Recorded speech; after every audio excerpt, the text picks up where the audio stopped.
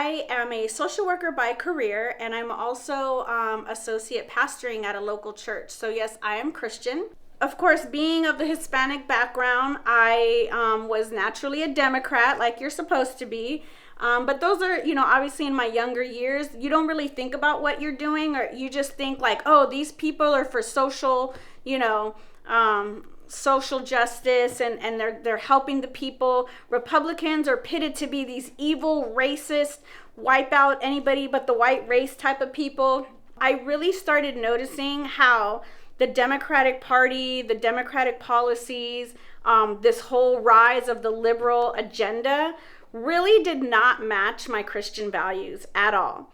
But worse than that, in the last few years, yes, even more so during the Trump administration, obviously it triggered a lot of Democrats and liberals to just go way out there. It wasn't even just like my godly values that I saw that they were just moving so far away from, but just common sense in general. I saw such huge levels of people being hypocritical. I started to realize that people yell and scream about a justice cause, but there's really nothing behind it. There's really no substance behind it. If people are yelling at like women, the Women's March, I don't understand as a woman, as a single woman, as a single mother, even as a teenage mother in this country, I don't understand how I'm oppressed, but you're trying to make me think that I'm oppressed, and I totally disagree with that. And so there's this oppression and these social justice causes. Not only did they have no substance, but there was really, it was so hypocritical to think that you could be so consumed with women's rights here, which we haven't lost any, by the way. It's just hypocritical to me that women today, for example, in the Women's March cause, are over here screaming about being oppressed in this country and their rights being taken away, when in reality, when you sit and think about it, our rights are not being taken away. We are not being oppressed. So you're yelling and screaming and fighting, leaving your nice cushy jobs to take a day off of work and fly on an expensive airplane or however you got there to get to this place where you're so oppressed, forgetting about the true pain and oppression of women in other parts of this world, where women are suffering from genital mutilation, where women are suffering from being second-class citizens, from being killed just for possibly even looking at another man. I mean, there's so many women's rights issues that are actually legitimate that we should be fighting for, and yet you're saying that, and you're blaming Trump, because Trump gets blamed for everything these days. Trump or whatever, we're being oppressed here, and I find it disgusting and embarrassing as a United States citizen that really most of you, how many women, let's say 1 million women at that march, are leaving your nice jobs to yell and scream and look like a vagina for one day. And then what are you really doing about these issues? How are you really being involved? What are you really doing to help care for other women? Because the answer is nothing.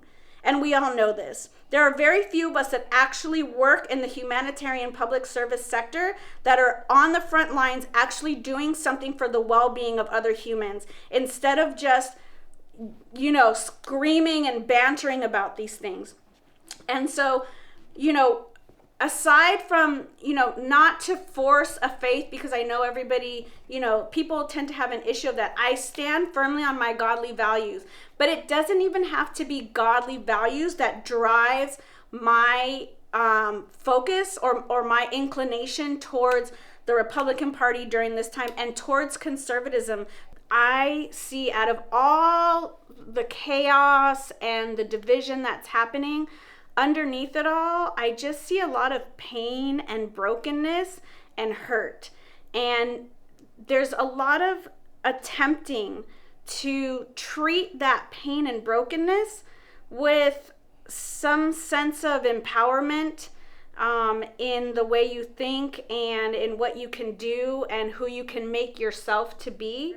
It's not creating any sense of positive self. It's only hurting people. It's hurting us culturally. It's hurting us as a society.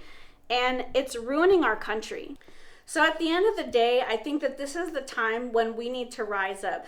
Any of us who hold to conservative values, whether it's godly values, whether you're a Christian, whatever faith you are, whatever background you are, if you're Hispanic, and yes, it's scary to be Hispanic and try and be conservative at the same time. We know what you get linked to, or any people of color, whatever your background is, if you are holding to any type of conservative values and you're distraught, as I am, and seeing what's happening to our country and what's happening to our people. We are all one people. We really are. So whatever your background is, if you feel distraught like I am, it is our time. We cannot be silent anymore. We cannot be afraid. And the more of us that come out and speak out together, the stronger we will be. That is how the other side gained so much strength, because they united, they started using their voice, and they gained power. And for some reason, we've been sitting down far too long just so we don't look hateful, but that time is over now. So I really want to be part of a movement that brings people from the conservative values together to really develop a voice in our country.